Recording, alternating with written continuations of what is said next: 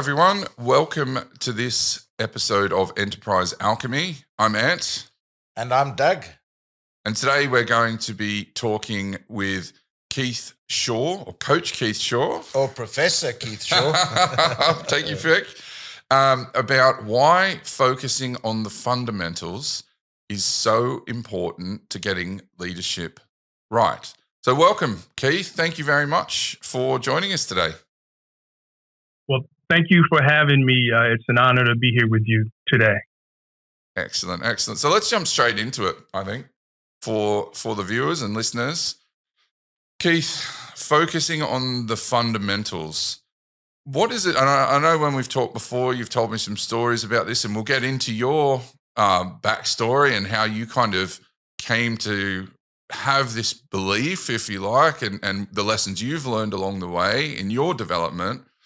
But let's just start, I suppose, from the point of view, someone's out there, why are the fundamentals so important? Why should I not be going after the next kind of shiny object, so to speak?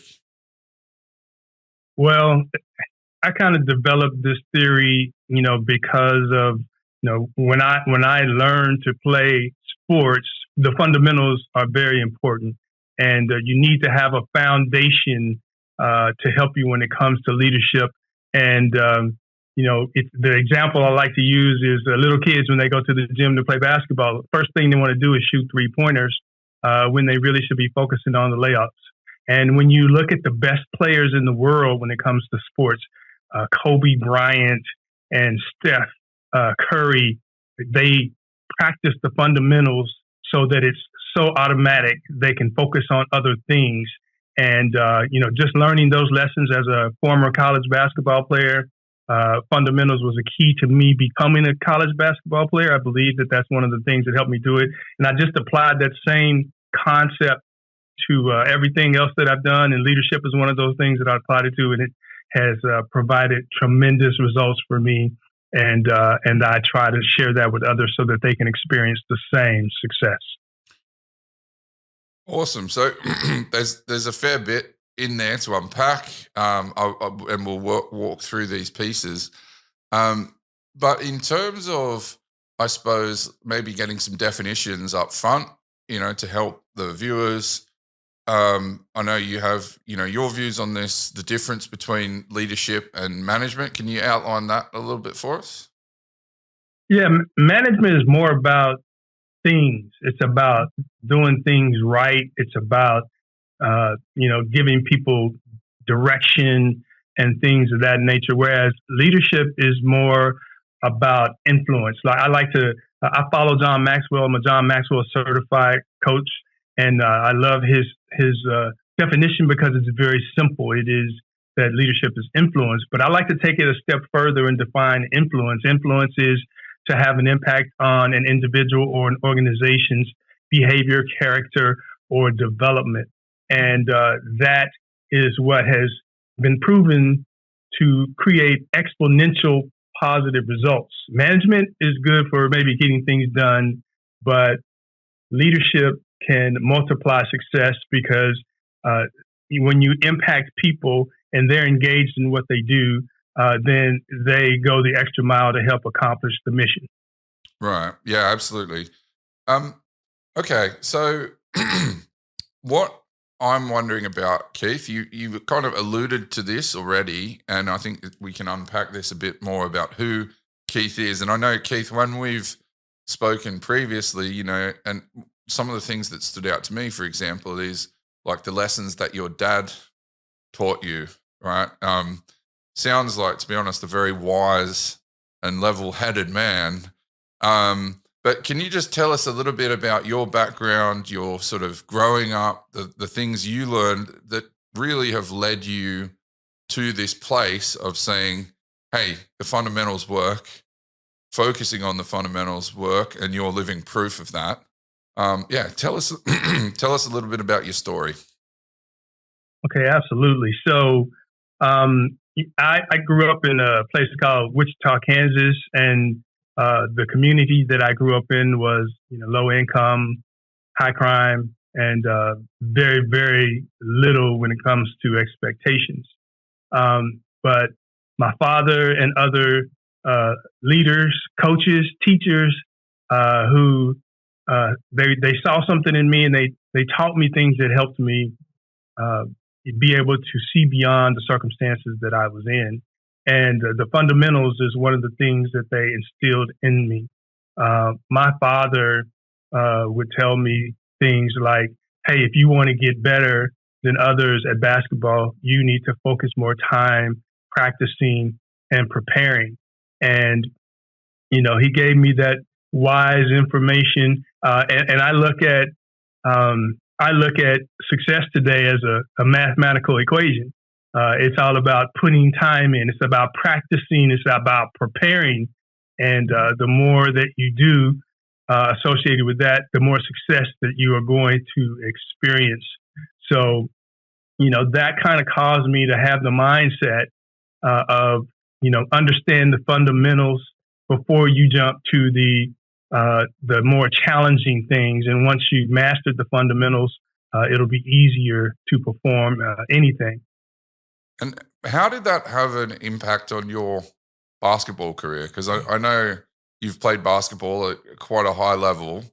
And, you were saying, I remember when we were talking, you were saying, at first you weren't necessarily that exceptional kid, right?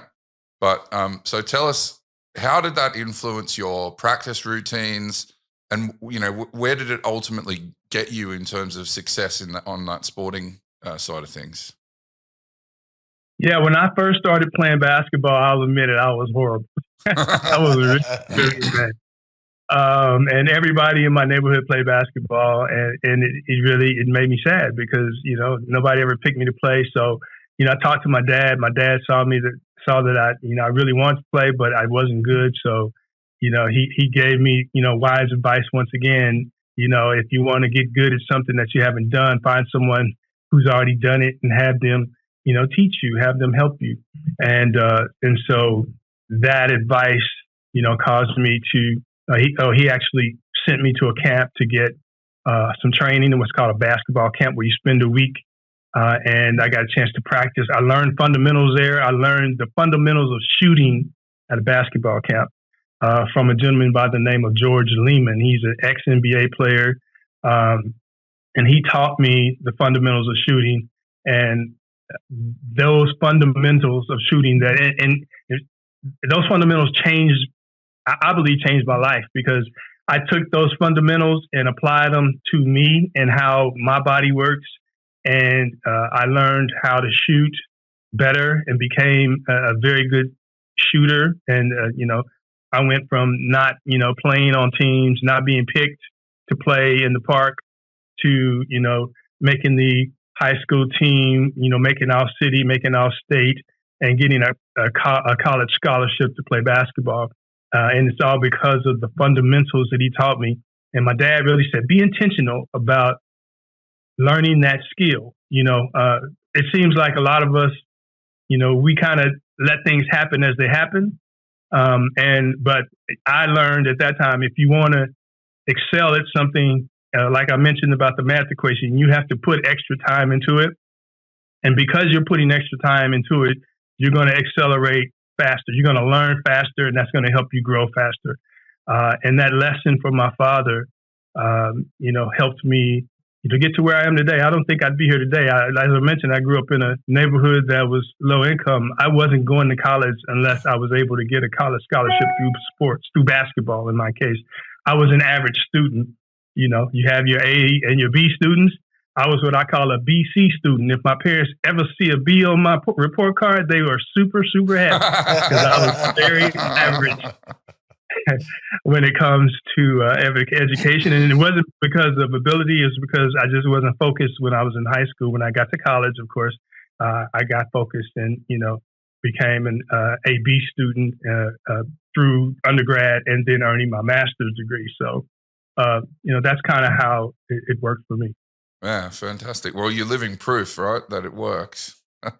And you've managed to, the thing I find interesting, Keith, is you've managed to replicate it, right? So it worked for you in sports, and as you openly said, you weren't, when you started, the most talented kid out there who just, it came easy to you. You had to work hard.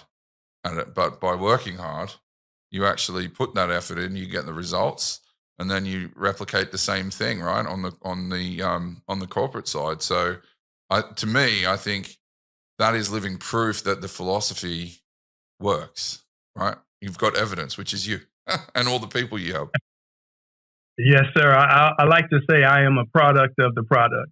I teach people that fundamentals will change your life. It will help you advance as far as your career, and it will make you a better leader if you focus on the fundamentals. And I don't say that just because I've read it. I say that because I've lived it, and I am living proof of it. So, following on with that, because that's just to, I suppose, pull on this thread a little bit. From your point of view, Keith, what's the main thing or things that cause people to struggle with their career development? In my opinion, what I find when I'm coaching individuals, and I'm talking individual small levels, I've coached from individual contributors, high potentials, and CEOs. The number one challenge that they have is getting clear about what it is that they want. They just have not taken the time to say, okay, here's where I want to go as far as my career and my life is concerned. And, helping them stop and take the time to think about, here's where I am, and, and assessing that and saying, do I like where I am or not? And then, regardless of that answer, determining, where do I want to be? And then what are the steps to getting there? To know what the finished product is going to look like, then probably build in the base camps and the milestones that will measure the journey. Absolutely. Like that. Yeah. I think that's an interesting recurring theme, I would say, Doug. It almost goes back to purpose, Ant. Yeah. Yeah, your honorable purpose. If you know where you're going, you can measure it as well. What does success look like to you? That's going to help you get the strategy right. Right, and it might seem like a slight throwaway, but when I was a teenager and I first started going to the gym, right, and there was a little sign at the door. It was an old place, and you had to go up the stairs. But anyway, it said, the journey, that old proverb, the journey of 1,000 miles begins with one step. But then it had ... in the right direction. And I was like, yes. And I think that clarity of purpose, clarity of goals and vision is so important, because you need to know which direction you're going in order to be able to then even start to measure it, right? Am I headed in the right direction? It's that North Star that shines a light on your path. Yeah, absolutely.